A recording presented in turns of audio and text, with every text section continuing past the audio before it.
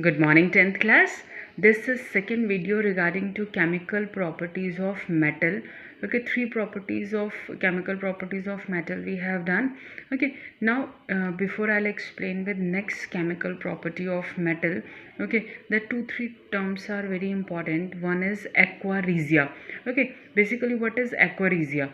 Okay, so it is freshly prepared mixture of one part of concentrated nitric acid, it's a HNO3, and three part of concentrated HCl. And this is again a strong acid in which that we can dissolve even gold and platinum also. Normally there is no effect of acid on either gold, platinum, okay, but in case of aquaresia, that gold and platinum also dissolve in aquaresia. Okay, so maybe the question is that in which acid that gold or platinum dissolve. So it's a aquaresia, and ratio is 1:3, concentrated nitric acid and concentrated HCl.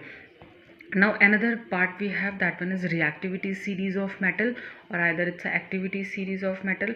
This portion we have done earlier, but simple, again I'll explain. That is activity series. Simple, it's a arrangement of metal, okay, metal in a metals in vertical column, okay, in the order of decreasing reactivities, or in a simple language you can think that one is in reactivity series. The metals are arranged according to their reactivity. More reactive elements come at the top and other are at the bottom. Just see, least reactive at the bottom, that one is platinum and gold. And for this, one shortcut pattern we have to learn this, that Kedarnath का माली आलू ज़रा फीके से पकाता है. Okay, चारों ओर mercury, silver, platinum, gold है. This one is the decreasing order of reactivity. It means this one is most reactive and gold is least reactive. Okay, this one is a reactivity series of metal except hydrogen. This one is a non-metal. Okay, now on this basis, actually why this one is important, because on this basis we have different type of question, okay, and even one chemical properties of metal also. I think just see, this reaction in the form of displacement reaction we have already done, but again because we are doing chemical properties of metal, so this one is another type of chemical property. It's a reaction of metals with salt solution.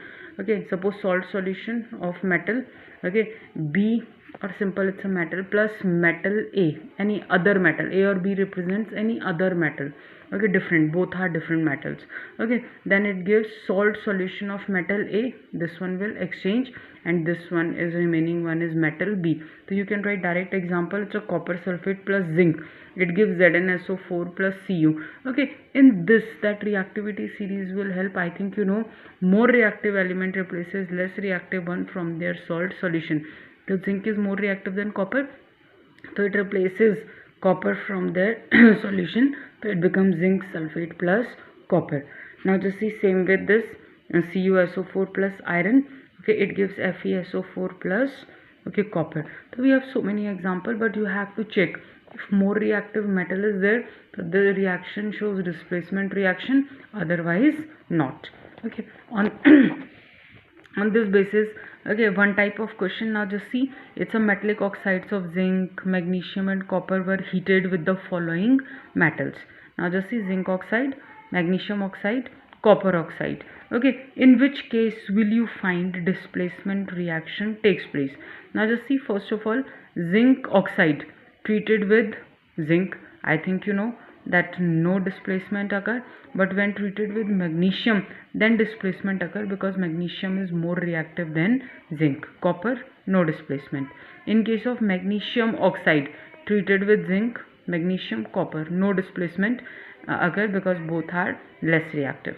Okay, and copper oxide, zinc displaces copper oxide, even magnesium also displaces, but copper not.